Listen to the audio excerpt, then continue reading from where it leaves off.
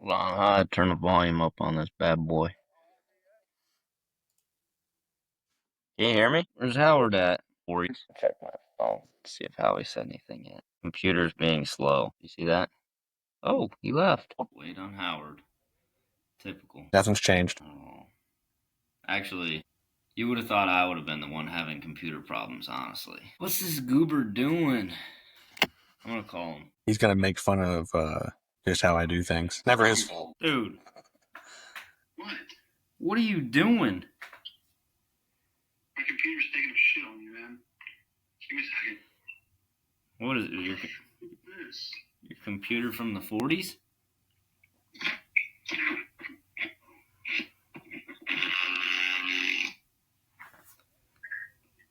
Did you hear that?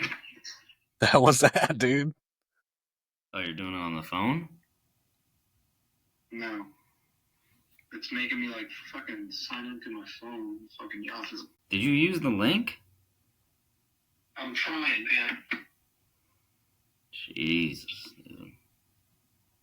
I'm about to pick my nose on camera. Is he on Google Chrome? I can't see you. Just give me a second. You're not giving me a second. You said on camera like we can see it. You just announced to everybody they can hear you on the phone. Well, hang on. That you're picking your nose. Dude, we're live streaming across the world right now. Taiwan's watching. A lot of people in Taiwan. What is this? You were right, Cody. What kind of computer doesn't have Google Chrome? What are you using? My computer, what do you mean? His computer? What kind of... Hang on. Don't worry, I guess we'll start at 9. Thanks, Zach. It's not going to start at 9. Just relax, would you? You're being crazy. Yeah. Hang on. Y'all started. I'll talk remote. We've been started. We've been on here for like an hour. Bullshit. You said 8. Yeah, it was about 7:50, you know. If you're on time, you're late. Okay. We left you behind just like you did in college for weights that one day. Yeah, I teach you guys a lesson. Can we talk about that? Oh, he left me and Jimmy because me and Bogart. And Bogart, yeah, it was all of us. You two came. Bogart said, "No, I'm going back to bed, dude."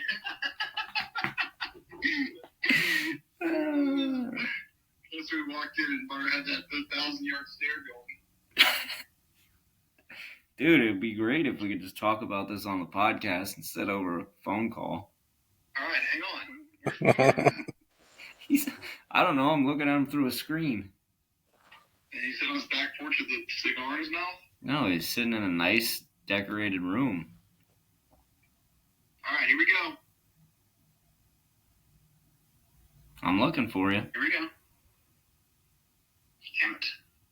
Howie, you gotta hurry up, dude. We got like 14 million viewers right now, and they all want to see you. God, this is real frustrating to me right now. I see Cody. I don't see you. There he is. All right.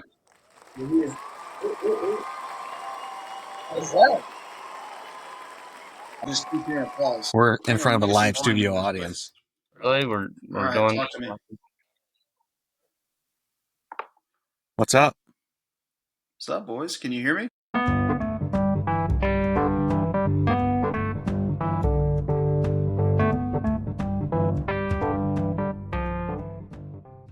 Dude, get a little closer to your camera one time.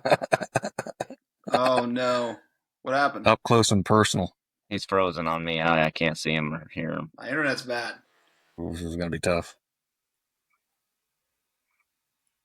Oh, he's moving.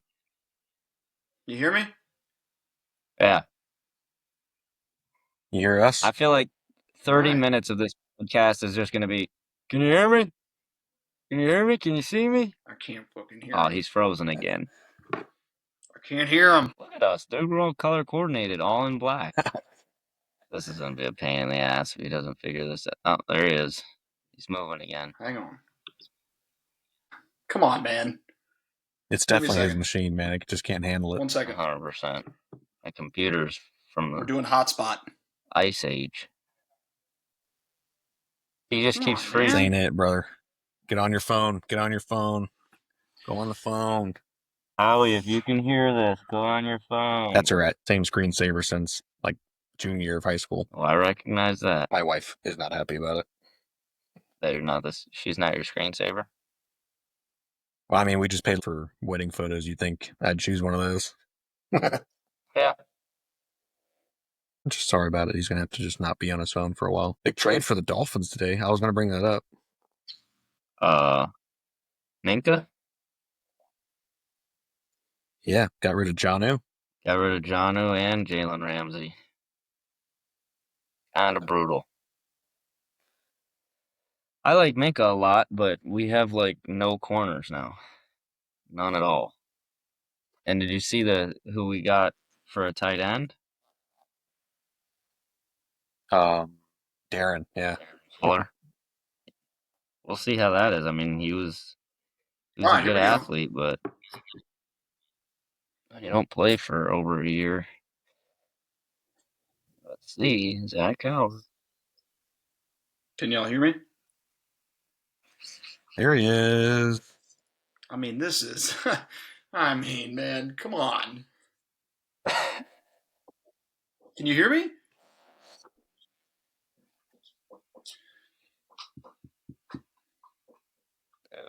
Go on your What we're doing. phone. All right. All right.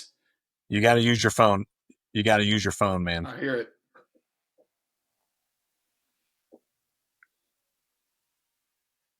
Use your phone. Use your phone. Use your phone. I'm going. Try to catch him in a clear spot. Said you use your phone. I mean, this is. Oh, Zach. He's gone again, dude. We should have Can you expected. hear I got me? one now. If he gets on it, if he gets on here in the next 10 minutes, he gets the app. It'll no more than, we won't go past 10. Or I don't know, dude. we won't go past 10. Zach can talk, man. You know that. All right. There he is. iPhone 3 coming in. 3? I don't know. I got to clean that. I mean, at this point, we could have just done it over Morse code. All right, what do we got here? I mean, look at me. I look like damn Michael Myers. Now, All right, now here we you go. look great now. Can you All see? right, we're in. Who can you see? Can you see both of us? Can you see us? Nice. Wow, Yep. good Can for you see you. me? Unfortunately. Let me see the dog. Hey, come here. Patch, come here. Patch, come here. Hey. Is it Patch? Not a great. What did he say? Not a I good thought I heard listener. patches. Patches. Listen, the more I've seen people with their pets, they're like their owners. So Yeah, very true. wonder what this dog's nails look like. Well kept. Well kept. We How were I this both close to spent- having a cat this week. Oh yeah, what happened? He ran away. Let me see. Look at him. Haha. What a cutie. What's his Look name? at him. Hi, buddy. It's Patches? What's his name? Boy. Yeah. Nice. That's a raccoon, don't Cool looking dog. What is he? Yeah. We don't know. You on? We don't know. Maybe we got him from the pound. We got to send the test off to see what he is. Gotcha. My dad just rescued a dog. Took it to get fixed, and they found like 6 BBs in it. Someone had been shooting it with a BB. Yeah. Wild. Little French bulldog. Oh, shoot. They need to find that person and put a couple BBs in them. That's what my dad said. I like to take that same gun. Terrible. That's tough. But yeah, and I was reminding Cole that picture I sent you. I want to be a firefighter so bad. I hope this cat out of the tree. Yeah. So, You keep it. dude, we had an existential crisis between Rachel and I because as much as I love dogs and as much as she loves cats and as much as we tolerate the other for one another, pets are just not in our realm right now. But so I get home from work, this cat's on the other side of the street from our house, meowing, like just kind of hollering. I was like, I've never seen that cat before. It's not. It looks like the neighbor's cat, but it wasn't. I kind of just thought nothing of it. Went inside. We've seen stray cats around here before. I come back out and Rachel got home, and Rachel's been nursing a sprained ankle, so she's kind of slightly immobile and in her feels because she's mad at herself for getting hurt. Yeah. And she sees this cat, hears the cat, and like kind of calls it over. Comes right over, like no problem, super friendly. Rolls right on its back and like wants belly rubs, which I've never seen cat. Yeah, I've never seen a cat in my do life. that. Yeah, she was super shocked too, and then she petted it. Was super nice to it, held it, like was able to just hold it, and the cat was just like, "Yep, I'm just where I'm supposed to be." So we're like, "Okay, this is someone's cat. It needs to go back to their home." It was late and raining that night, so and then the next couple of days we were just busy, so we didn't have a chance to go to the vet to get it chipped, like to see if it was chipped. And we put it on Facebook. We kind of knocked around a couple doors. So we finally took it to the vet on Sunday to get checked. It was chipped, but the lady was like, I'm getting a canine. I'm getting a canine 5-year-old dog. I'm like, well, it's obviously a cat, so that's not the case.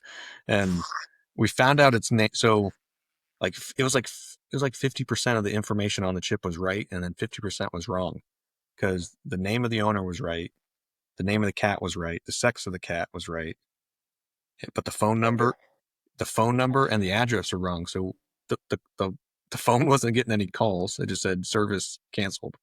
We drove to the address, which was kind of a mobile home community, and there's a nice single mom there with a young daughter that came out, was like, no, it's not mine, but I'll take it. I just moved in here.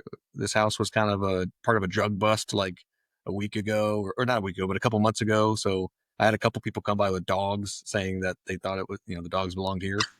So we're like, well, we're not going to just give you this cat because we think it's someone's. So we went back. We got back home. We kind of drove around just being like, are we about to keep this cat like until it starts coming home? Because we hadn't let it inside yet, because as Cole knows, I'm allergic to cats. I was doing okay with this one. I didn't feel anything at all. So we kind of left it outside. It loved being up in our tree in our front yard, so we just kind of let it be.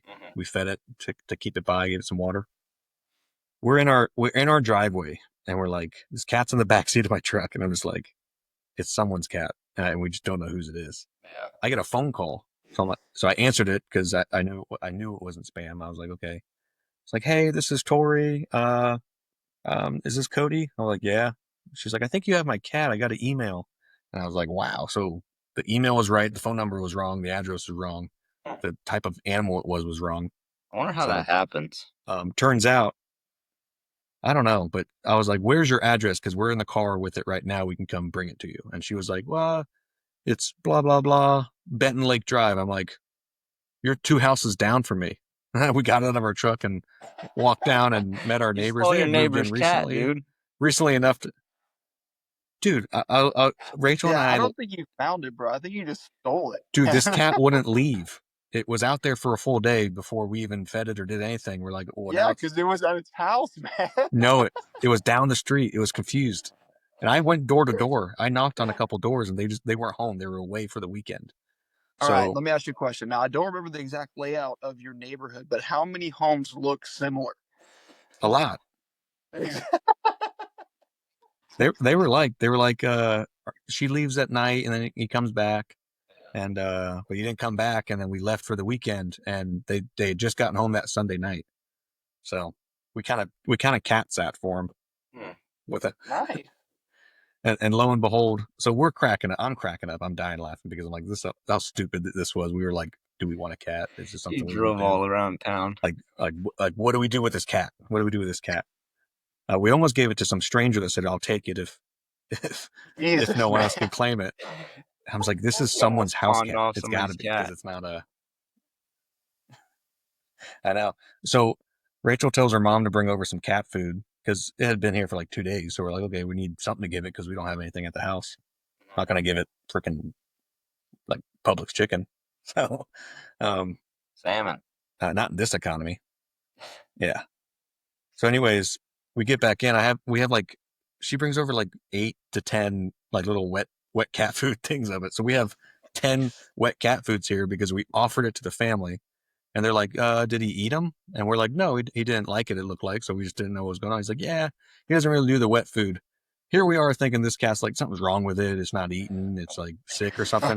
No, it's just some spoiled house cat Yeah, that's just cats. on a lamb for the weekend and didn't want wet cat food. Yeah. So that was my cat story. But I got it out of the tree. So going into the fireman episode, I guess I'm honorary. I didn't use a ladder. I didn't have to. It wasn't high enough, but I can tell you a funny story about rescuing a cat out of a tree. before you do that, I want to do my very awkward intro that I've been doing every episode. So welcome back, my couple of viewers and my mom, to episode number whatever this is when I upload it. It's the Fighting with Fire episode, and I got Nice. We'll see if it changes by the time. I'm an impulse title changer sometimes, but I got 2 of my former groomsmen who are out there doing the good stuff for us every day. I've never heard anyone say defund the fire department, so you guys must be doing something right out there. Hopefully you're winning all your softball games. I know you're getting prepared for a lot of steps coming up in 9/11 Stare Challenge. I know that's always big on the calendar. Speaking of calendars, we have something to show you later on. Okay. So if you stick around, we got a preview of something special that might be out there that the folks at home might want to purchase. Help a good cause. So okay. But yeah, Howie, tell me your story here to start things off. First of all, give me a little introduction about. Just give me a little like introduction about what the heck you are. My name's Zach Howard, formerly known as Howie, as my buddies call me. You guys call me that.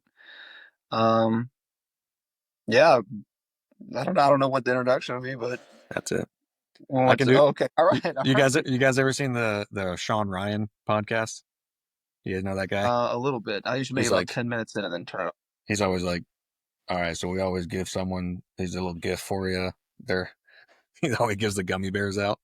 But he always does like the awkward introduction. So we got Zach Howard from Gainesville Fire, station house number that's blurred out for security reasons.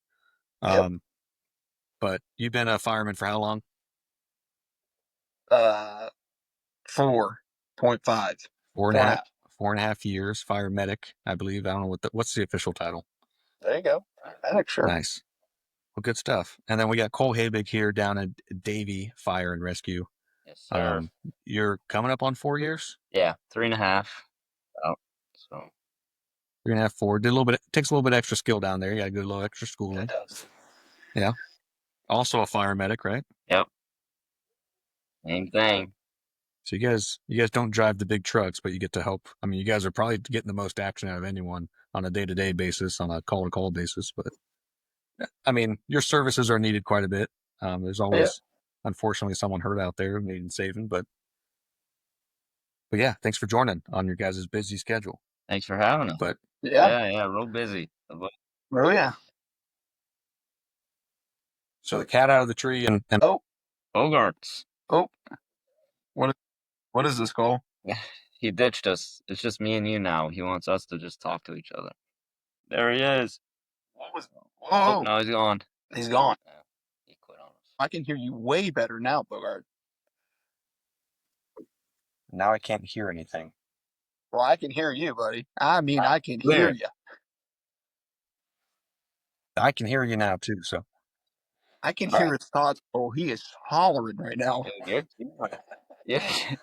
cat. All right. Amazing, Howie. That phone. So I gave my. What is it? What did he say?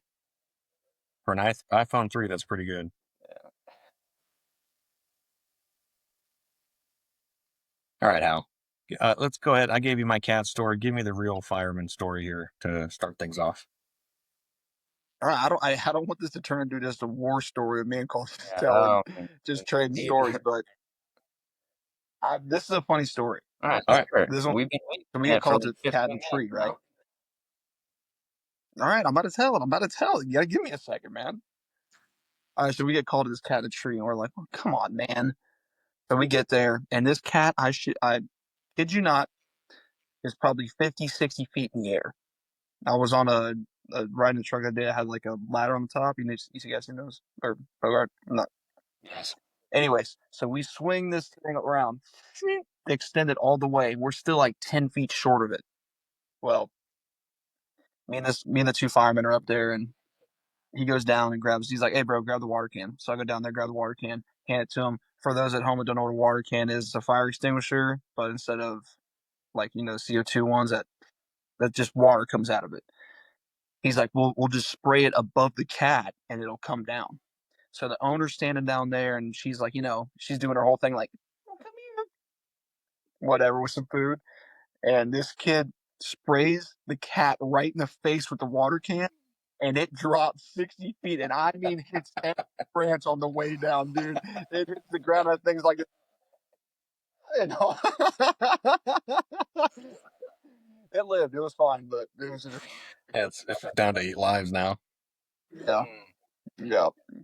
I saw the one that was in archery. I saw it fall down out of it a couple times. It looked like it was trying to be graceful, and then it would just hit the side of it and then kind of pop back up. So might have went home concussed. Yeah. We just had two people bit by a cat on a cat in a tree call. See, I wouldn't have even been close to reaching my hands up a tree to a cat unless I knew for sure it was They had it out of chill. the. They I would have actually called had one it. of you guys. They had it out of the tree, and it bit both of them. And now they're getting rabies shots for a couple weeks. Yeah. That's not fun. A lot of times, man, they'll come down eventually, bro. Like they're not gonna stay Quick up. question, forever. Bogart. You ever seen a cat skeleton in a tree? Bingo. No. Because they come down. I might need to go talk to my local city government to say, hey, why are we wasting taxpayers' money getting cats out of the tree? That's what I'm talking about, Bogart. Start an initiative, man. We're using water cannons to get these things out. Yeah, we don't need to shoot anything with water anymore. But just slam the ladder into the tree, scare it, see if it jumps out. Yeah, shake it a little bit. Get like get this eagle. Maybe go around with the eagle and say, hey, get it out of there. That's it. You can do a better eagle. You can do a better eagle. I don't. That's all I got in me. No, dude, come on. Rachel. You want to hear my best eagle impression? Yes. Oh, dude, I can't believe we just lost 26-4 to Florida Southern. That's the best eagle impression I got. No, we said. We're gonna tell some. We said eagle, not Steagle. Yeah. Is he watching? Flomo? I've been getting some good Chuck Steagle stories from Pops, man. It's the same. Thurno, we thought Thurno was a little bit different, but he's the same, man. He gets pissed off. They're MFing guys up and down the bench. My dad's like, I'm the nice one. I'm like, that's a crazy thing to say, but there's got to be a yin and yang. There has to be. Yeah, the yin in this situation is 6'4", and the yang is 5'7". Quite the opposite. Shoot. Oh man, but I want to hear you guys' stories because we chat up and we catch up when we can, but my work isn't that interesting. I just sit at a computer and design some stuff, which I guess is kind of cool, but it gets pretty boring pretty fast. So I don't need all the details of the stories because I know it gets kind of crazy, but like we just had a very sad incident up here. I'm sure those first responders had some crazy stuff. I wanted to get your guys' take on, I don't know how aware of it you are, but in Idaho, the firemen getting shot at. Shooting, yeah. And two of the battalion chiefs or leaders, they got shot and killed, and then I think 11 total were shot or at least injured during the situation. Do you guys you guys get any type of training on that? Because I know you're responding to a lot of places, and sometimes you know what you're getting into because there's codes, and I know that you kind of get a heads up on the 911 call. But has anything like that ever happened in your unit's history to where you're kind of informed, or it's in the back of your mind, like, hey, I need to be head on a swivel here for people trying to hurt me, not just the environment or the situation or the structure? I don't know about you, Howie, but we do like active shooter training. So, like how I don't know if you remember when we were in college, Fort Lauderdale Airport had that big shooting incident, and we sent units there, and since then it's almost like once every couple months they'll send a couple units to like a church, and we work with like our SWAT units, our PD on like communication. Like we have ballistic vests and helmets on all of our trucks. So, I mean, we're prepared. I mean, you can't really ever be prepared for something like that, but they do give us something, obviously. You're never completely safe from a situation like that. We go over stuff for sure. Yeah, actually down here, I'm not gonna say it's off, like it happens off. Definitely not really in, but like different cities like Oakland Park, Lauderhill, their rescues get shot at all the time. For what reason? I have no Really? idea. Yeah, not all the time, but it's way too often. That's for sure. But yeah, you hear those horror stories. Taking a guy to the hospital, you're in the back, and a couple bullets fly through the back. So that's never.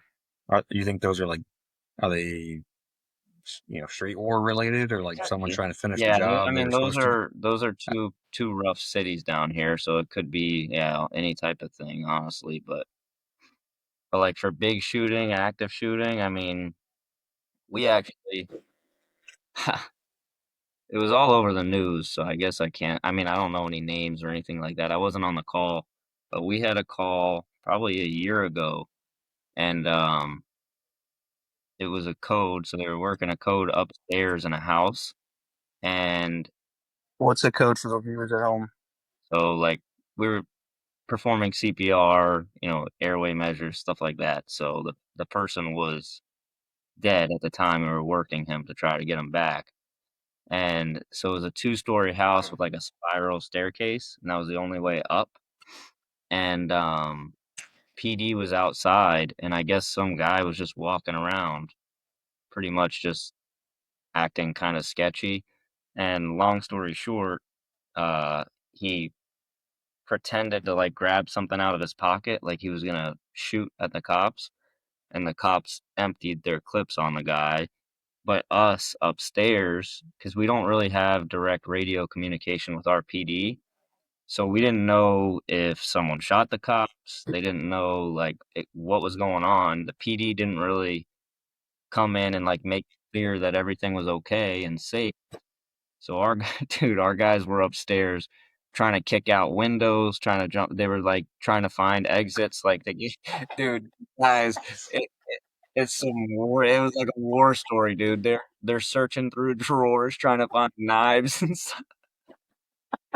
Yeah, I mean, but what can you think? Like, you have no idea. You would think if PD shots, like, there was somewhere around 15 to 20 shots taken, you would think one of them would step inside and be like, hey, fire rescue, like, everything's clear, like, you guys are fine. They're just up there still working this guy, trying to, not give up on that, but also trying to make sure they're not going to get shot next. Our chief's going through the kitchen, trying to find knives and stuff. Come to find, the chief walks outside and sees this guy with, you know, all shot up. So we had to have a second crew come and work that guy. It's a nightmare of a call. Some of those guys. That's insane. So I think it was a while ago, or maybe when you guys were still training, like before you were fully joined, weren't they tossing around the idea of possibly arming fire department? They do. Wasn't that during? I think it was during the BLM stuff, the defund the police stuff. I thought they were tossing around the idea. I don't think it ever like came to fruition Yeah. or anything real, but I mean, he can speak on that too. There's plenty of people that still think we should, but there's so many Like, I've had conversations with some of my captains, and, like, I can really point them out exactly, but when you bring it up, there's so many reasons we can't, like, or that we shouldn't. I mean, yeah, I wouldn't want to carry a weapon into a burning building. I don't think that would. No, but, like, The chemistry of that like, doesn't we go have over well. But like, we have safes on the truck, like they say, but then again, like, that's another thing. If it's not with you, it's pretty useless, so yeah. Now, what about like a dedicated person, like almost like a security detail of the police, of the fire department? unfortunately, that's PD. If you have a Yeah. call that comes, But it's not someone sitting in your. It's not someone sitting in your house ready to go. You know, like I would think having someone in your firehouse on shifts. Yeah, it's another position. It's more money and all that stuff. But yeah, but, like, I mean, I don't know how you guys do it, Howie, but, like, for us, if something comes in and it sounds like, even if it's just a domestic, and I get jokes from Tina's family all the time, we're second responders, because if it's something like that where there's weapons involved, someone's hit, we stage usually. So, like, we'll show up to the call and park, down the street, and basically wait until PD can advise. So really the only situation, like if you had a guy at the station with a gun, or like a chief, whatever, that can come later on, PD is going to be there before you 90% of the time. They're on the road. They're already moving. So yeah, your part of town, Howie, was downtown. Do you see a lot of violence, on any of your calls? Oh yeah, dude. I mean, but like how cool was Sam, bro? Like if when the call gets taken, right, or someone calls 911 and they're asking questions about stuff, if it sounds anything remotely close to a stabbing, someone's got a gun, something like that, we always are going to wait for the majority of the time until the scene is cleared by Yeah, GPD. I get. Sometimes it does happen where you know, something crazy happens, and like Cole was saying, that shooting thing. I mean, that stuff like that does happen, right? Like where we try and march in and do whatever, and come to find out, hey, this dude is actually, there's still somebody out there, but um, it's not too bad. There's another funny story I got. We were eating dinner one night, and we have this back door that leads out to like where the grills and stuff are at, and we usually keep it propped open for whatever reason, like, and we hear pop, and we're like, or like a couple shots. And my lieutenant at the time, he was like, "No, no, no, no. I worked yesterday, bro. Like, I don't know. I think we heard the same thing yesterday." Well, there was just happened to be someone in the bay, right? And he comes hauling butt in the station. He's like, "Dude, they're shooting right out here." Like, I mean, in the parking lot of the station, dude. Like in your gated area? Yeah, dude. They were hiding under people's trucks and stuff. That's crazy. Where'd you Yeah, guys just but go in? You just went in on lockdown, waited for PD to show up? yeah, man, we were up on the roof a little bit checking it out. GPD was like, Any, "Yeah." any, Oh, any, dude. I feel like you guys would grab an axe or something, just in case. No, me, I mean, you know what I was doing, bro. I was hiding in the truck, Howie had man. his Yeah, pillows and a bro. couple of blankets tucked over his head. Yeah, for sure. Yeah. Captain, Howie's in they the got a gun out there. Yeah. Howie's in the bathroom wiping shit off his leg. Howie Yeah, probably dude. called out the next 3 shifts from PTSD from. Yeah, we had a whole debriefing for me. I was like, dude, I can't do this anymore. Nobody was like, "It sounds like the streets of Baghdad out here." That's a funny story, Bo. I ever told your audience about that? Nah, man, I've only had like 9 episodes. This is the 9th one, so. Well, maybe you should tell people that story. 9. Well, maybe we'll just have to get Tyler Gillum on here, and he can help tell us Oh, he'll that one. tell that. We'll get the whole party. Maybe we can go back to his hunting camp, and we can sit down there and have an in-person podcast with all 8 of us again and relive that moment. And his dad will get pissed at us. No again. dip. Yeah. Who left all these Zen cans out here, dude? I respected you more when they were dip cans. Yeah. Dude, so a little bit ago, like a funny story about that. I don't know who I was telling, but me and Jimmy had went out on a side excursion. I think everyone he was like, "We're gonna go out and shoot something." I was like, "Hell yeah, dude! Let's go out there and drop a duck." There's supposed to be thousands of these things. You don't see any of them. So while we're walking, and we get to like I see this like these trees are wrapped with some sort of like yarn or something. I'm like, who's got yarn out here? What's going on? Come to find out, that's the property markers. That's why that dude came over. I was at his property, Yeah. and then we had a crow up in the tree, and Jimmy was like, "I think it's a duck," and I was like, "All right." But yeah, like 20 minutes later, that's when that guy came. So That makes sense because he probably has like a trail cam up, waiting for some Yeah. asshole to step over the line like you. But yeah, we saw 3 duck that weekend. 3. Yeah, so if you listen, Bad. I thought more 2 great. Like, what you got? what'd you say? Hit me. I was gonna say if you listen to I the thought you were gonna second say half something. of Howie's story there, that's why we're not allowed to carry guns on the trucks. Yeah. No, I'm bored. like I said, it's a different kind of training. We shouldn't put any more responsibility on you guys, just like we should put any more responsibility on PD to fight fires, right? I mean, you guys have different responsibilities, but Yes, and to have some yeah, to have someone on staff in the fire department that would have your guys' back if something went wrong. They're not there to fight fires; they're just there to kind of help, supervise. But again, we're talking about a very rare event of you showing up to a non-violent, violently designated call, and that like these guys were fighting a wildfire in Idaho, and I don't know the full story because I haven't seen an article that kind of explains it the best, but this guy just started sniping them. Like, wasn't like a confrontation. It wasn't a face-to-face. They didn't know where this guy was shooting from. They're just trying to fight a forest fire. Some people, there was speculation that maybe they set the fire.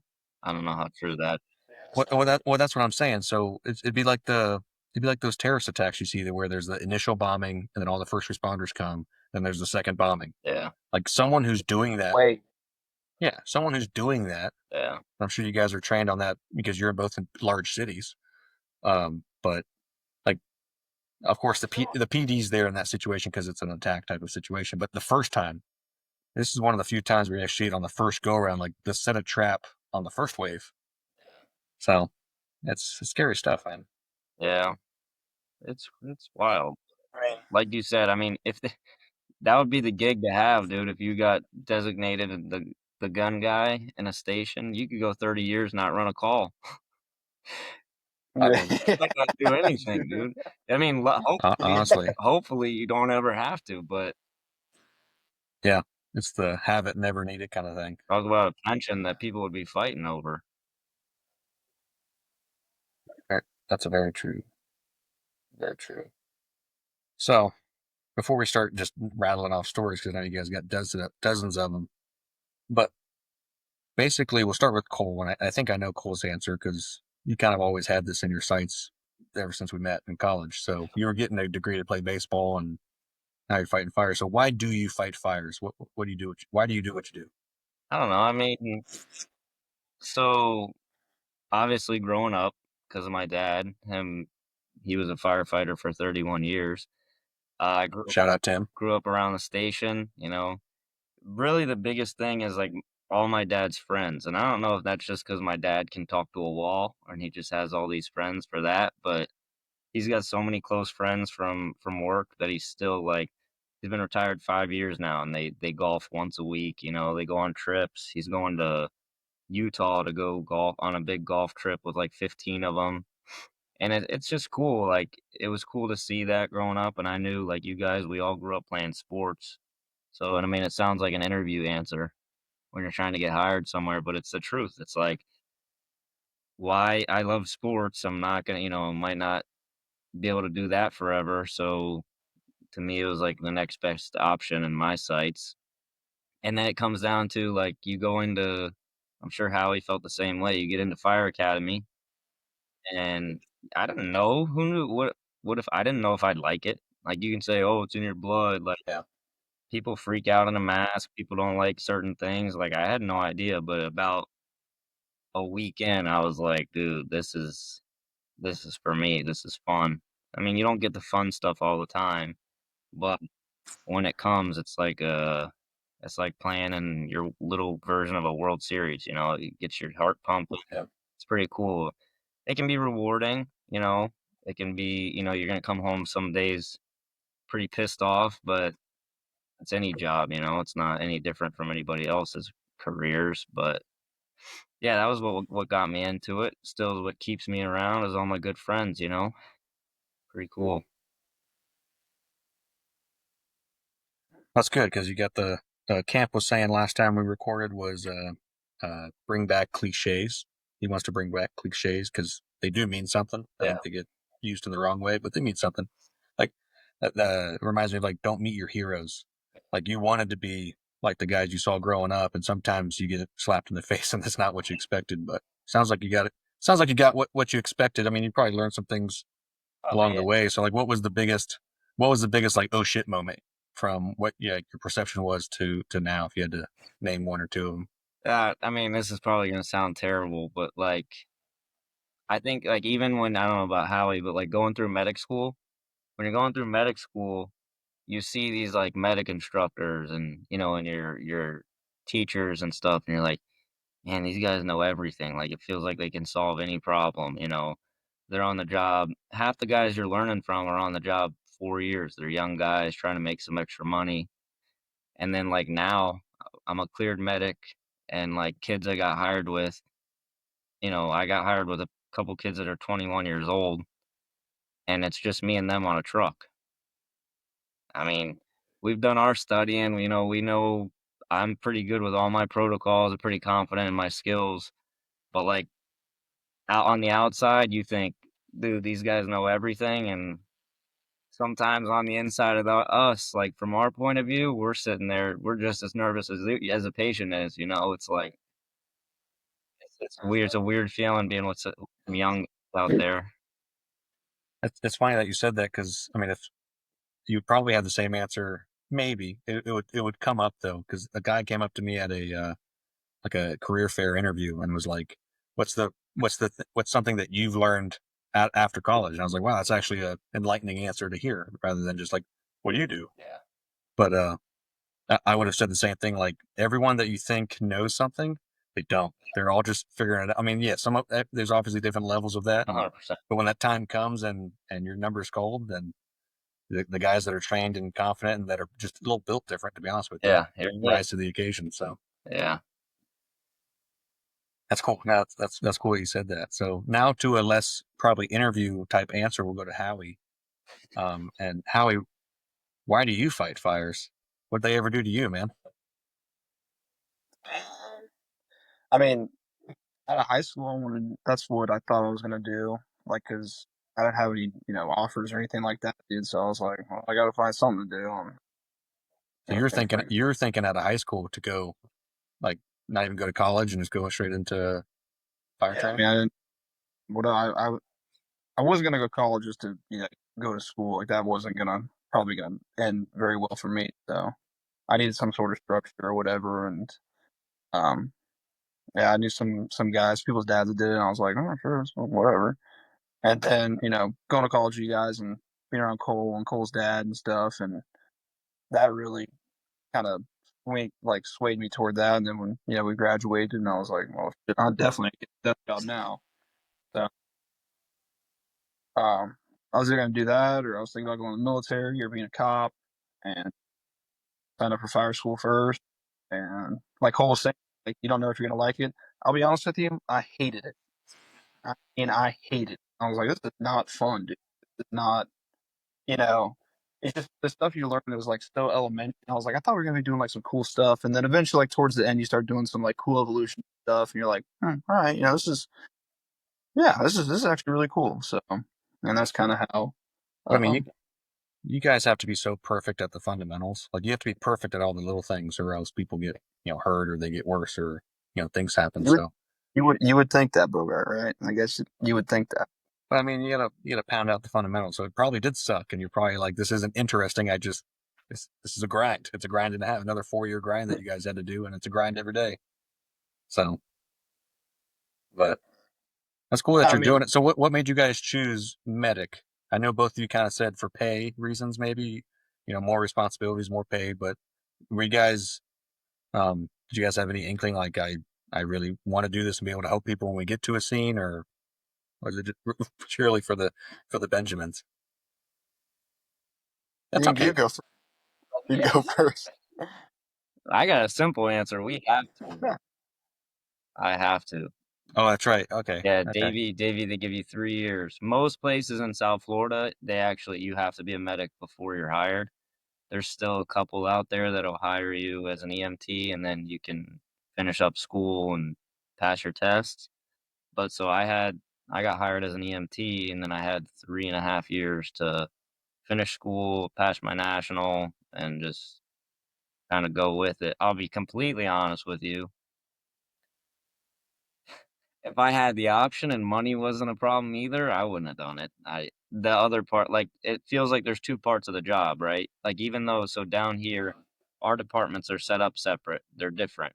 Our rescue, like, it's not an ambulance, it's a rescue because we have gear, we have packs, we have everything for a fire. If a fire drops, like, we have certain jobs, we're going to do search, we're going to do certain things. But what interests me about the job is definitely the fire side. I like the medic stuff's cool. It is, and that's the rewarding stuff. That's the stuff you see. That's where you get, your life-saving awards and stuff like that. And it's cool, and that, it is. But that's not like what keeps me. I don't get all excited to go practice medical scenarios. I get excited about the fun stuff, the big truck. So Yeah. All the stuff as a little kid we all that you look at see and and you think have fun. about. The stuff everybody outside thinks we do, that's the fun stuff. They don't really see the other stuff. Yeah. And that's kind of why I wanted both you guys on at the same time, because I know Davey does it mandatorily down there, but Howie chose it. Obviously, it's a pay bump, and that's admirable choice. We all got to make our money and do our jobs, but it is a lot of added responsibility. Like Cole was saying, you're showing up to the scene, and obviously you know a little bit ahead of time, but you don't know nothing until you walk into it, and it's just it's a very heavy burden to pay. And I've heard nothing but good stories from you guys as far as being able to handle it, and you both seem like you have more hair than me, so you're not as stressed out, maybe, or just healthier. I don't know, but you seem to be handling it well. And Fanatics. knowing you guys for 4 years and seeing you guys operate, it was like someone was talking about one of their buddies from high school that they knew was just a knucklehead, and now he's like flying F-15s or whatever. And I was like, yeah, I got two guys that if I got in a car accident or something and I needed life-saving assistance and they were first on the scene, I'd have to look up and see Howie. It's just, it's crazy to think about. Yeah. I know I trust you guys, right? That the truck full of 21-year-olds, like Cole's saying, like I would trust you guys because you trained and, hopefully you guys rise to the occasion. But if not, then I'm just shit out of luck, which I got myself into that situation somehow anyway. So you guys can help me. Great. Well, I think it's more talks to like PTSD or people dealing with bad calls. Like you're saying, it's tough, right? Like, but if you always think about, like we didn't do anything, like we didn't cause this to happen. All we can do is the best job that we can. And if you did a good job, you followed every protocol to a T and gave this person the best chance at survival, man. Like, and I mean, maybe you can, but for me, I can't walk away and be like still upset. I mean, you could be upset, but you know what I mean? Like in my brain, that's how I process it, right? Like Like I didn't limit. call they're calling me to help them, and I'm everything in my power to help them. And sometimes, man, like there's just nothing you can do. You can do everything right. Sometimes there's just you know there's That's extenuating circumstances. and that's tough because I mean, from our perspective, in our life, and I know we've all had different ups and downs, and everyone has different ups and downs. There's some people living some pretty tough lives out there. Mhm.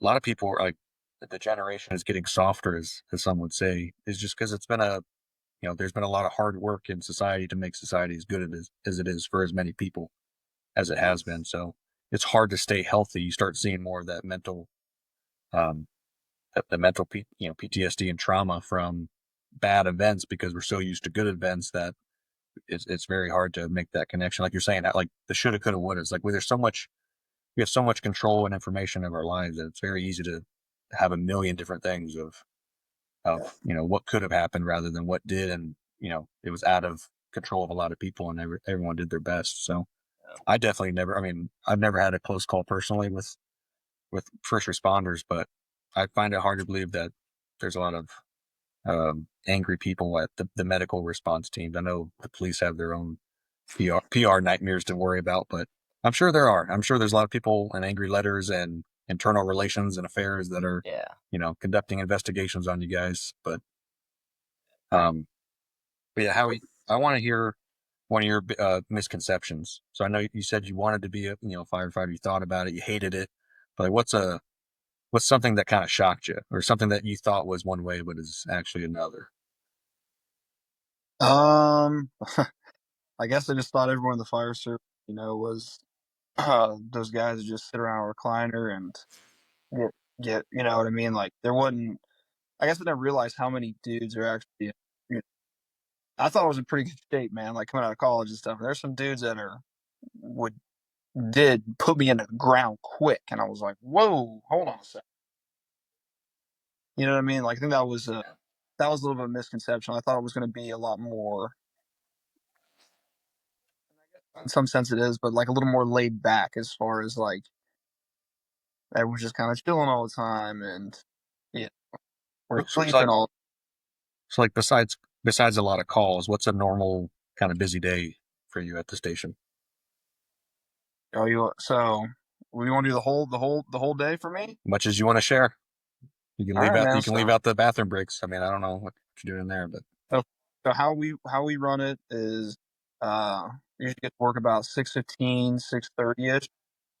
Immediately put my stuff on the truck, start checking the truck off, doing morning duties, whatever that involves. That for every place is a little different. For us, you're filling up water jugs, making coffee, making tea, making Gatorade, putting ice in the cooler, checking the whole truck off, all the EMS stuff, getting batteries for radios.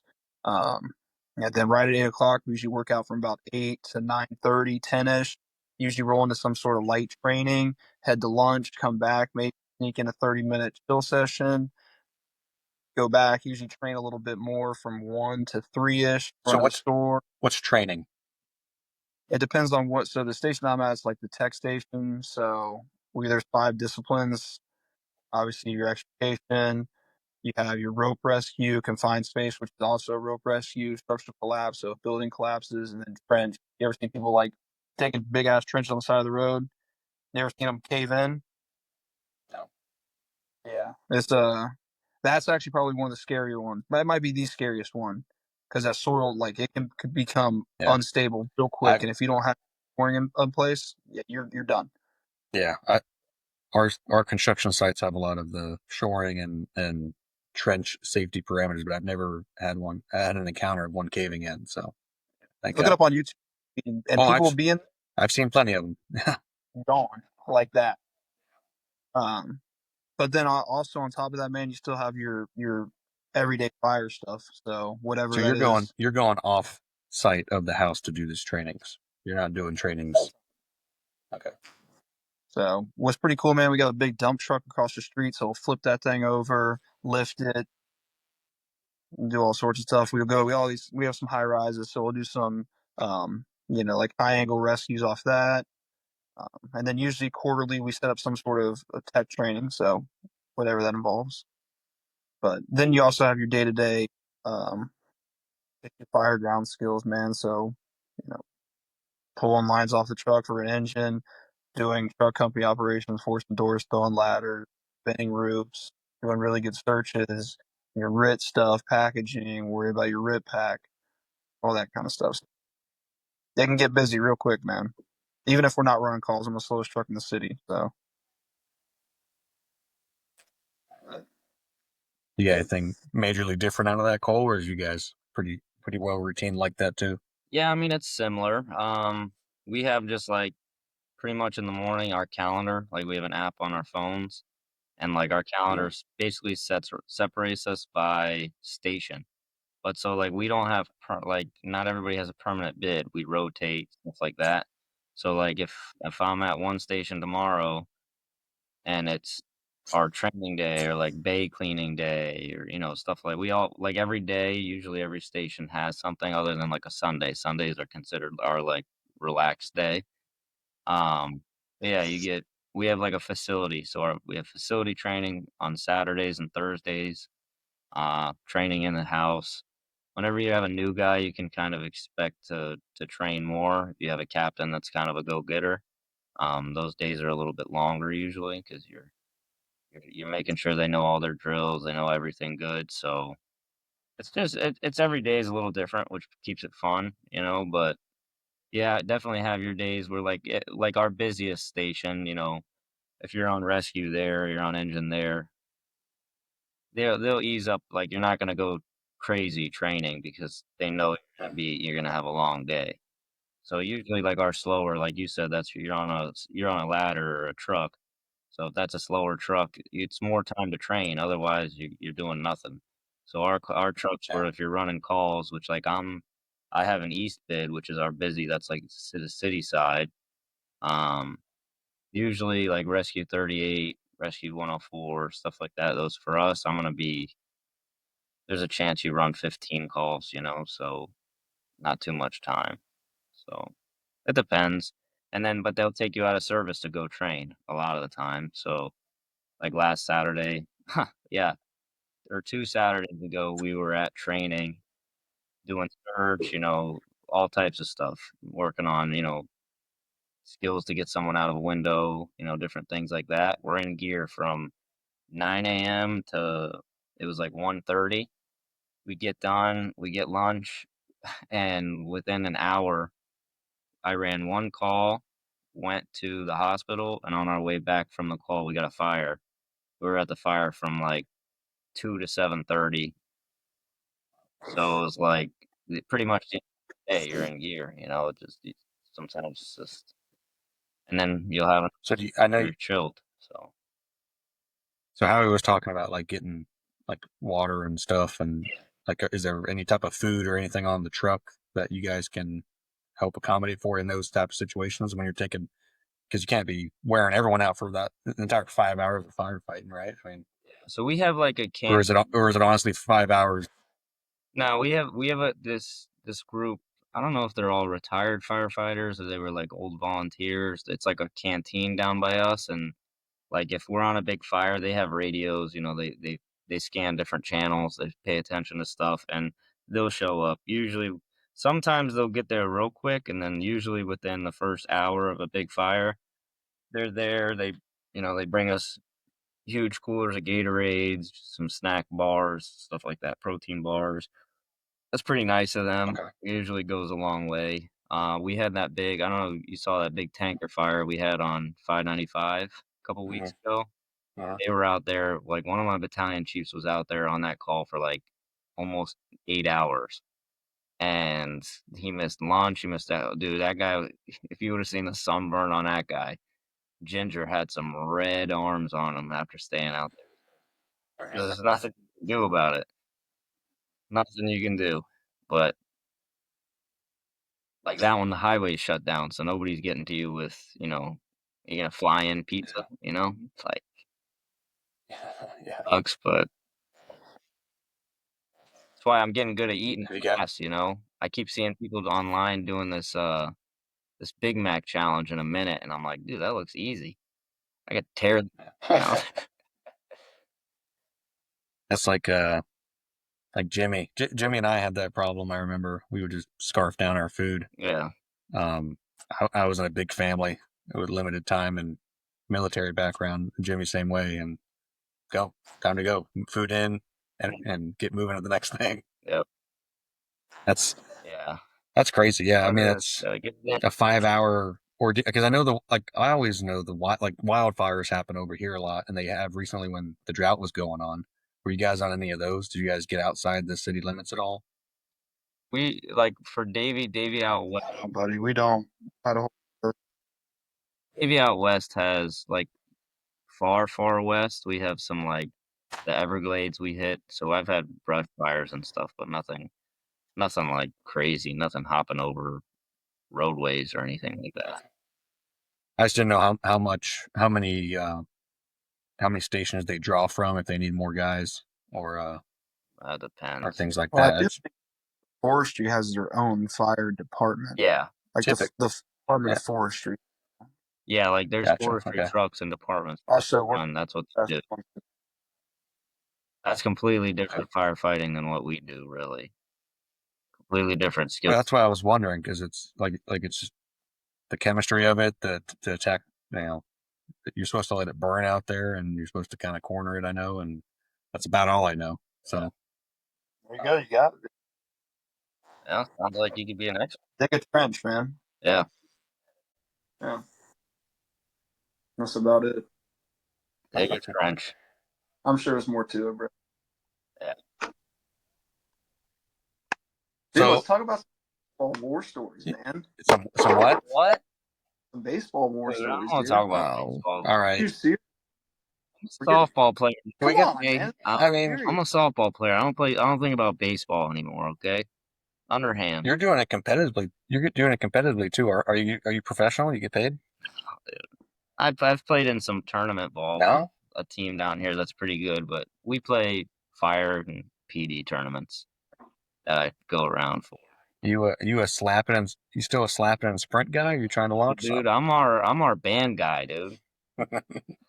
I'm not. I was. We flip it around. There's 2 or 3 of us that are our home run guys. It's a lot easier, dude. It's a lot easier to have Yeah. pop with softball. Nothing like Howie's pop. I know. I bet. Oh yeah, Mr. Home Run King over there. Home run king. Home run king wants to talk baseball. Here we go. Let's hear it. There we go. How many home runs did you have, Howie? Who holds the record? I mean, Fire. that was another. Dude. I don't think I could hit a baseball right now if I tried. It would look bad. Look, I think I'm having trouble hitting a white ball that stands on a tee. yeah. Oh, didn't like you. I'd say he looks just like you, Howie, but that'd be a disservice to him. You got that thing potty trained or what? Yeah, he's pretty good. Every once in a while, I get pissed off and hey, no, he'll get upset and freaking pee in front of me to spite me. Dude, if I wanted that dog on this podcast, I would have sent him the link too. All right. Go, look, go. I don't know what kind of war stories that wouldn't just embarrass me. Like at this point, it's the same thing. I invited 18 guys to my wedding. That's all they wanted to talk about. Best day of my life. They want to bring up me not being able to throw it back to the pitcher. That's disrespectful. I'm in a rented tux. Story. Well, no, I mean, hey, we can say something else is funny. What was another something funny? Losing 35 games a season. That's fun too. Let's relive that. All right. We don't need to talk about that. Hey, remember when we had a military veteran as our 3-hole dude? Two-way. He was no disrespect to military veterans. Hey, he was SP 3-hole. No starting pitcher. No disrespect. If any veterans are listening, it was just funny because this guy was not a very good baseball player. Is all I'm trying to say. What are you watching? It was a 3-hole My starting God, pitcher. Howard. I haven't been doing a very good job of getting it out here, but I'm gonna do I'm hashtagging military veterans on this thing. I'm hashtagging everyone to let them know. I'm gonna get them on here, Howie. You're getting canceled. You're in trouble. Which one? All of them. Big Mac? J Mac? Oh man, all of them. I mean, come on, boys. Call a spade here, man. What were we doing? Listen, the guy could hit. I don't know what to tell you. He did try really hard, man, and I'm not, whatever, but No, you're tried hard too. Habig right now, dude. You're kind of letting it eat. I'm not. What am I saying? That shit was funny. You just said he wasn't good at baseball. Come on, man. I didn't say that. Zach, this is recorded. Newsflash. We can you'll see check it. exactly what you said. No, I thought you said we were editing this thing. It's on Are it. you serious? You're liable for everything, man. All right, well, yeah. But before we get off the fire, he just leaves. He's rage quit. Nervous. Who? He's like, they're gonna post. No, But 10% before we back. leave the fire thing, let me just get one more fire thing out of you guys, and then we can start bullshitting about whatever we want. Cool. So, without getting in trouble, because I know it's your job and stuff, and I know if I go up and start talking shit about how I can make my company better, bosses might not like that very much. But if there's something in the system, a firefighting or something you've come across, or even like a technology or something that needs to be invented, because I know Cole was just pissed off the other day when he sent me a picture of the suntan automatic applying suntan booth or whatever that sprays it. You thought about that a long time ago. What was the name we came up for that? We came up with a name. I'm a big name guy. I could have been in marketing and made my money that way, but Would have been I forget the millionaires. name. It'll come back to me soon. Yeah, you were pissed off about it, but I'm really against sunscreen, so it would have been tough for me to do that. Yeah, that's fair. But like, what's either technology or a system, or maybe something that you're like, hey, I want to start doing this differently now, or kind of approaching it differently. What's something that you think could I'll give you help something. you guys or help your world? This is something right here. It's the opposite of what you're saying. It doesn't need more. It needs to be simplified, I think. I think there's too many now it seems like there's a new way to lay hose. You post a video, dude, if you look up anybody fighting fire, or pulling a line, or cutting a door, or opening a door up, or cutting a roof, everybody's got a comment on it that there's a new study and there's this and that. And like, yes, I 100% agree that, you always have to make changes, and you're going to make things better sometimes. But the amount of changes and amount of things, like, everybody's got an opinion. Too many chiefs. It's not that hard of a job.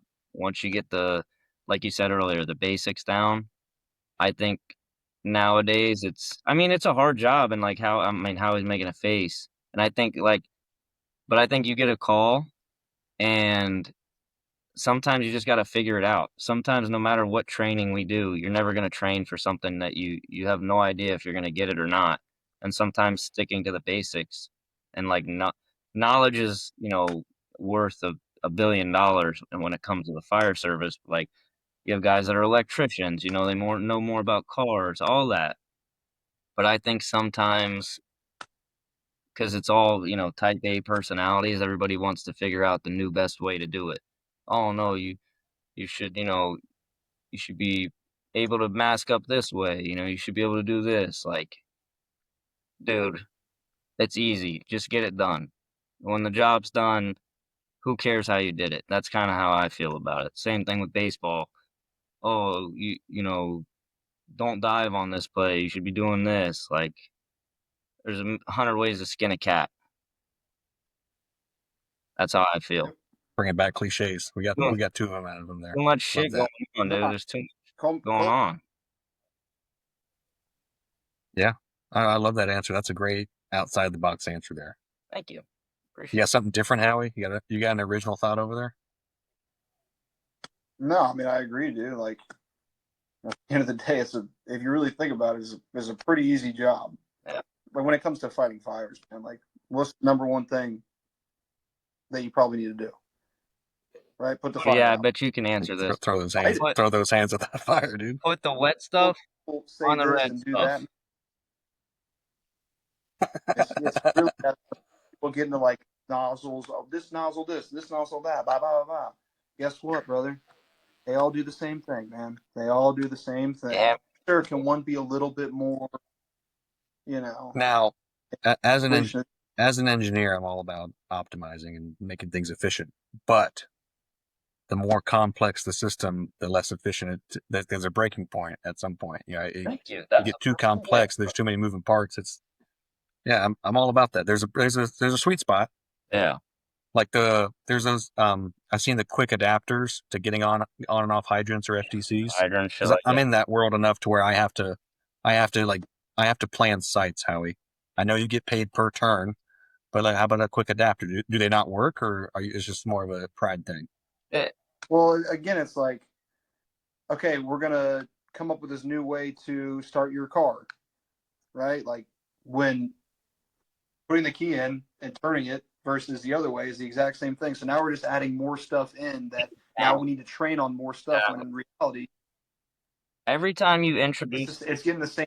every time you introduce something to Yeah. a department or to a truck, they got to relearn what they know. Dude, I got guys that my partner, awesome on a rescue, awesome on calls, really smart guy, hands on, great.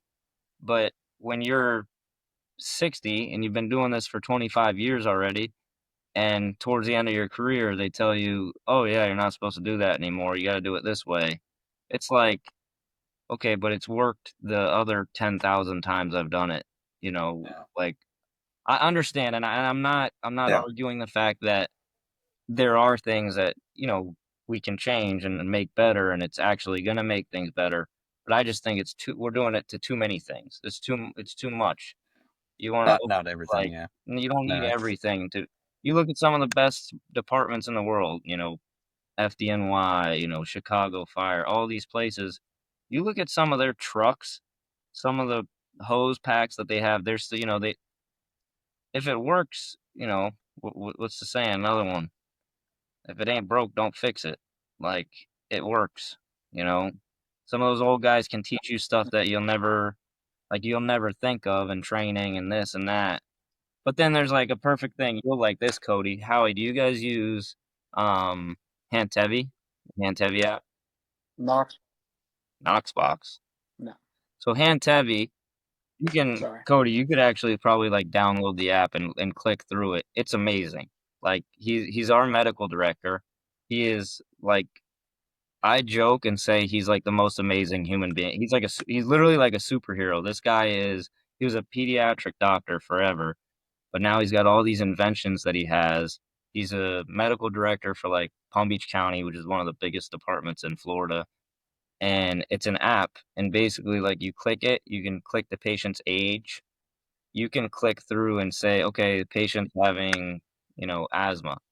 You click that, it'll tell you every dose, everything you need, how to set it up, what hospital you can take them to. When you get to the hospital, what's the code to get in? It'll tell you the EMS room codes. Like the app is amazing.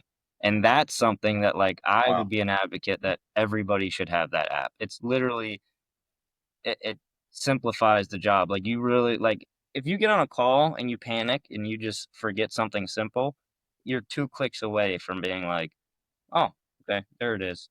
Or oh, I remember that now. And you're saying everyone has in all the like services, or like me, like I should be able to find out. No, all this like I think every fire department should be using it. I know a lot are, and it's getting bigger and bigger. But like it's so simple. You're on your way to a call for a 2-year-old pediatric. The doses are different, the shocks are different, and you're on the way. You can open up the app, read out every dose, everything you want, write it down. That way, when it's time to do it, you're ready to go. You know everything. You can tell your partners, "Hey, we're shocking it at this at first round. Because Oh, we're doing what's this."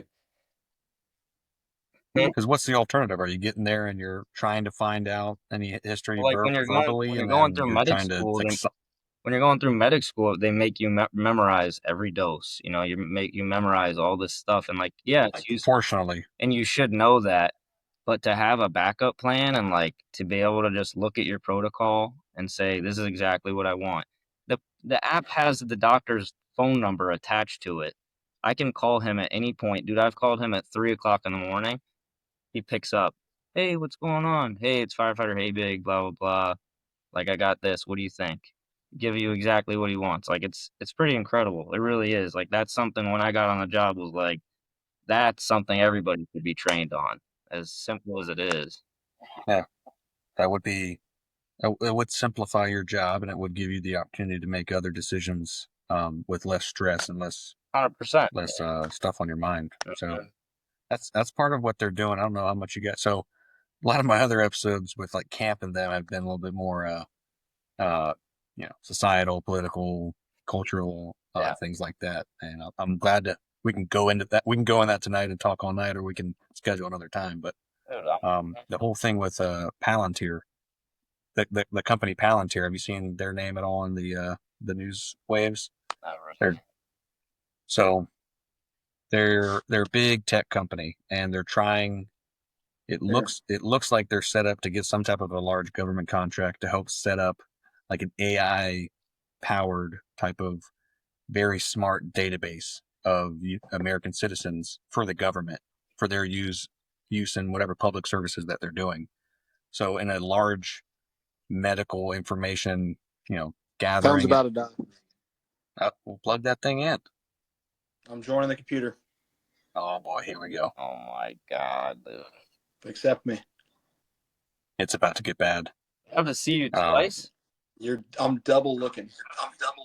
Oh, we got it. I hear you twice too. What an absolute menace. All right, I'm back. All right. So, but either way, Palantir is trying to get this big database of American information ranging from everywhere, right? Almost like a smart census type system, but probably with like the medical records, driving history, and all that crazy stuff, any tax history. So it's a big privacy issue with me, but something that would there are good uses for that, right? And it's always I've been realizing more and more that the government always does power grabs at the behest of either fear or safety. It's usually safety, right? Like COVID, power grab, right? Terrorist attack, power grab, right? If you, a fireman, are saying, it would help us to have hands-on database of the patient we're about to go try to rescue. And like Howie says, sometimes you can only do so much. Well, if you can do even more and do even better, and it will help you save my mom or grandma or my wife or someone or me, by all means, I would give up a bit of my privacy as far as as long as I'm in control of it, to be able to show up and know Cody can be helped by this way, or this is how much he's weighing these days. He needs this much drug dosage. So Yeah. No, I mean, there's all types. I like the idea. Stuff. Yeah. It's a really cool app. It used to be basically, it was like the Broslo tape. So you'd have like it's all pediatric based. So like if you had a kid, an infant, a toddler, you would lay out this big tape and the length of them and the size of them, like their weight, whatever color wherever they landed in the color, that's the size that you use and that shows you the doses. Like this is just so much easier. You ask their weight and then you're looking at their age and you can see everything you'd ever want to know. Click your protocol, anything wrong with the kid, like it tells you everything you want. So it's pretty cool. That's sweet. So do you guys, I know they made movies about it. I think Kevin Hart made a movie, but like, do you guys do ride-alongs like a police would do a ride-along? Mm-hmm. So I could sign up as a civilian to do a ride-along? Oh, civilians? We don't typically have, like, unless you're like a chief's son or something, but we don't have civilians. We have students, like EMT students, medic students, they come ride with us. I don't know how it is. So it's either for training purposes or nepotism over there. I got it. Okay. No, you can come do a ride along whenever you want, bro. Now, are you just saying that because you know me, or like there's paperwork that I fill out that says I waive my health and right? And we're not so strict like these guys over here, man. Oh, come on. Central Florida's built different, man. Yeah. That's why I didn't. You just won't be able to do anything. Yeah. I mean, yeah, I'm not expecting to pull a hose, but you'll sit in the truck, man. I'm a process guy. I want to witness the process, right? I want to see the chaos controlled. Yeah. That's the stuff that locks me in. I had my time. Glory days moment here, but I had my time pulling fire hoses across the football field, man. Midsummer, about this time of year. Wait, didn't you run over? I thought there was a story once, like somebody. I don't think you told me. I thought it was like I don't know, man. I heard you like trucked Keanu Neal. Was that? Did he played for the Gators and played in the NFL for a while? Didn't you? You might have heard it from Kirk Herbstreit. I think that yes, he might have made the news stroke. Yeah. Kirk Herbstreit did. Tell the viewers at home, man, what happened. Also, can I talk a little bit? I had a little shoulder to shoulder run in with old Keanu Neal back in the Citrus High School South Sumter days, man. My claim to fame. Yeah, that's what Kirk was saying too. My claim to gridiron fame, and they said, that young Cody Bogart, he wasn't scared of the situation. He knew what he was getting into, and he kept the knees driving. The hips were low, the knees were driving, head was up. And I only have minimal damage from that situation at this point, I think. So The CTE's kicking in. I'm good. I'm good, dude. I'm good. Yeah. My Twitter game is real bad to not be on the CTE level of Antonio Brown right now. So I got to step that up, I guess. Yeah.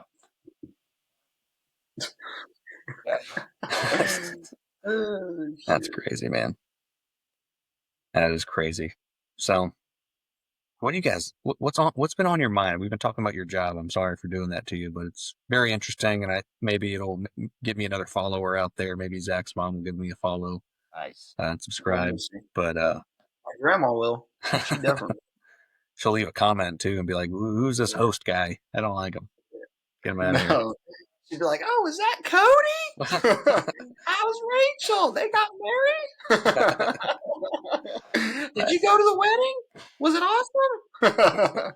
Yeah, it was pretty awesome. Hey. It was awesome. Hey, my analytics are kind of weird for the type of people I've been having on my podcast.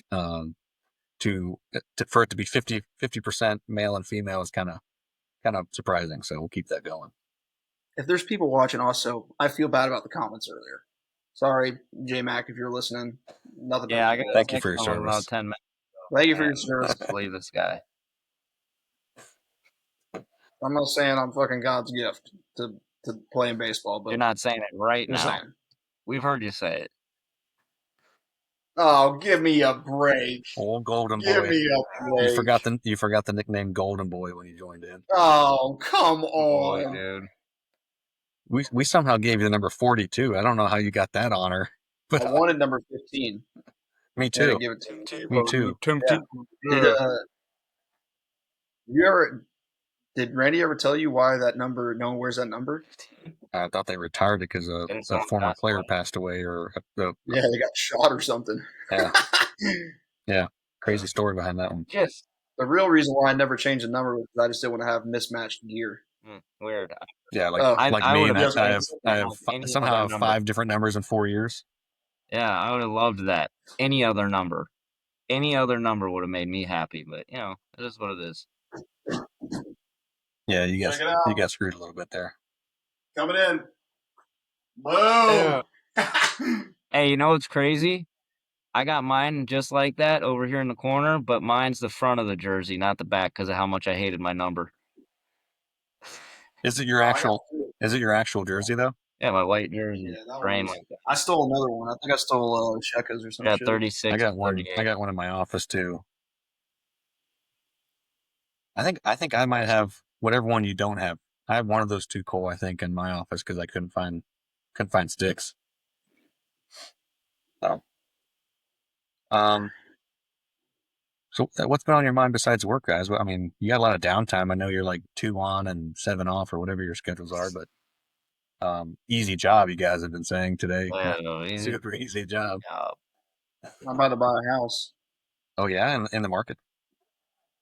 I'm under contract. Really? Oh, you're like pending. Where at? Yeah. Up here.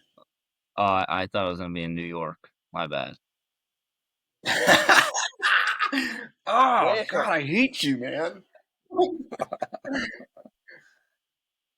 Nice little 3-2, little backyard.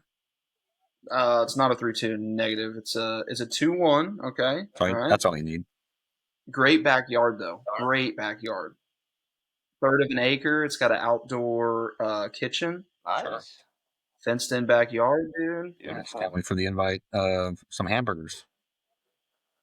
Or hot dogs. Either or. Not a hot dog. You know, a dog guy? Nah. I'm a brat guy. You just Okay, we'll do brats, get some man. brats Hey, out whatever there. you Yeah. want. Dude, Whatever you my want. roommate of 5 years knew that I don't like hot dogs, but, you know, I get it. It's been a while. God forbid.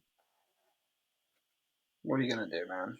You guys haven't grown up at all? Come on, I got stuffed animals though. dude. And, Ballpark Frank? and I just want to talk to my friends. I want to go outside and play with my friends. Damn it, man. You guys don't like hot dogs? Come on. Situationally, yeah, situationally.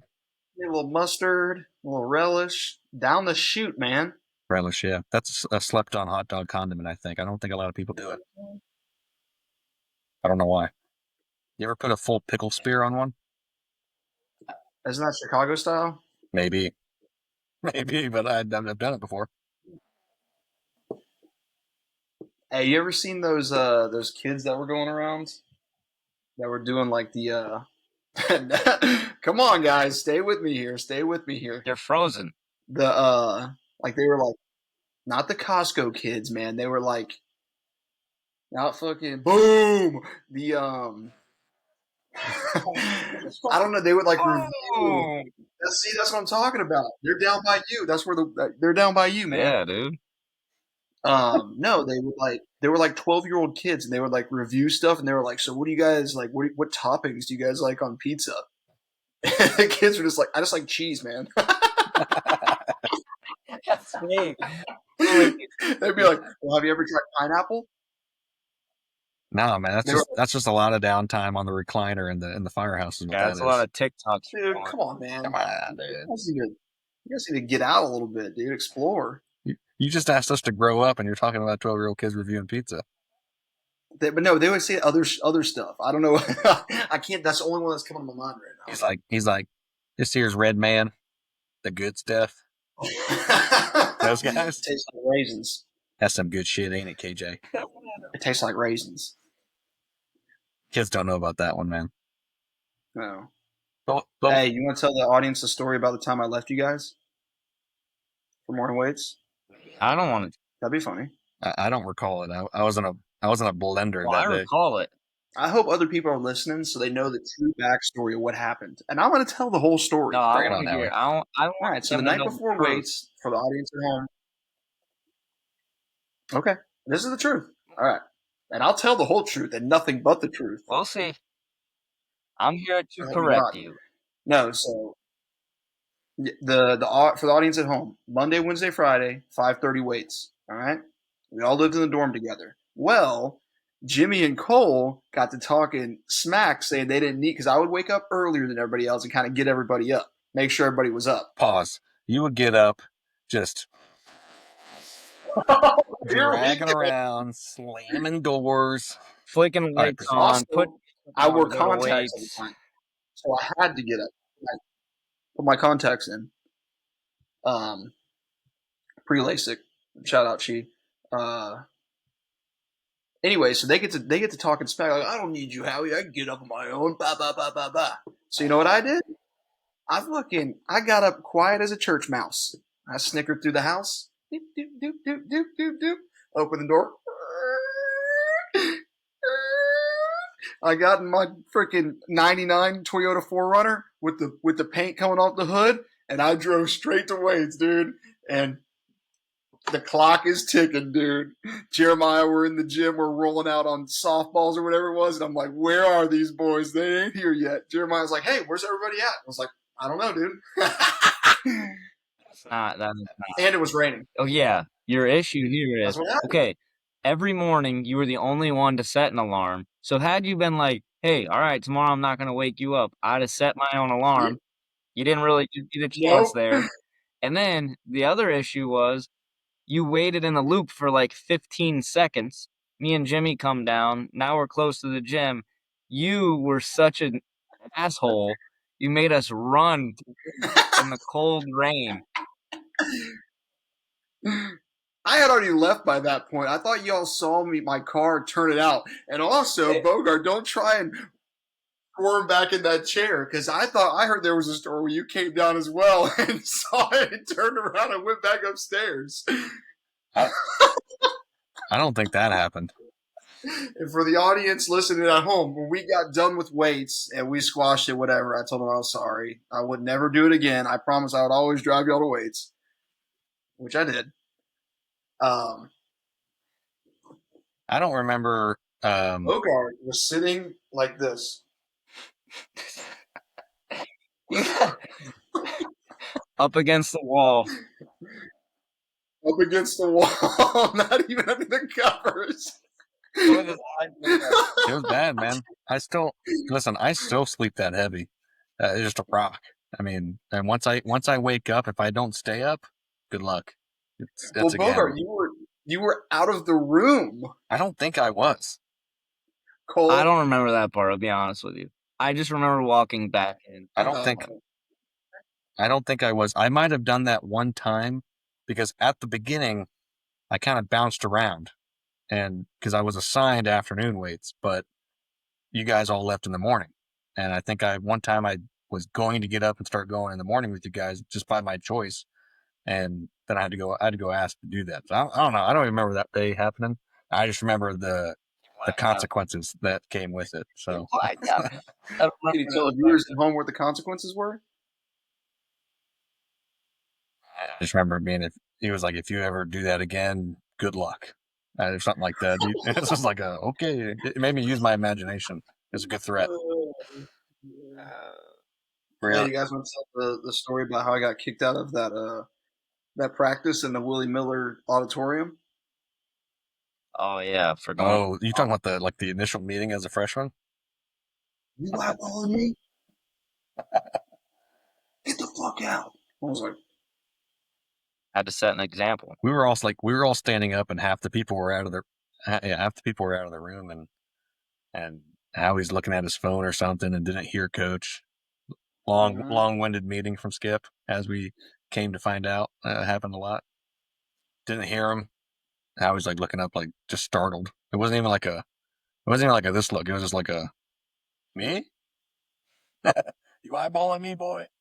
yeah, that was all she wrote, man. No, there's no physical contact for anyone watching. That we know of. No, but he did chase me into the hallway, and I did legitimately pee in my pants. And that's not a lie. I'm not telling that for whatever. That's God's honest. And then you set the single season home run record. So in his eyes, it's a win. Yeah. You gotta do what you gotta do. I was reminding Camp the other day that it was you're either gonna do it for me or in spite of me, and either way, he's gonna get results. That's it, dude. That's it. That's a good quote to live by. I'm not here to be your friend. I don't care if you like me. I'm gonna get results one way or another out of you. Yeah. Give me 1 second. I'm gonna pause this real quick.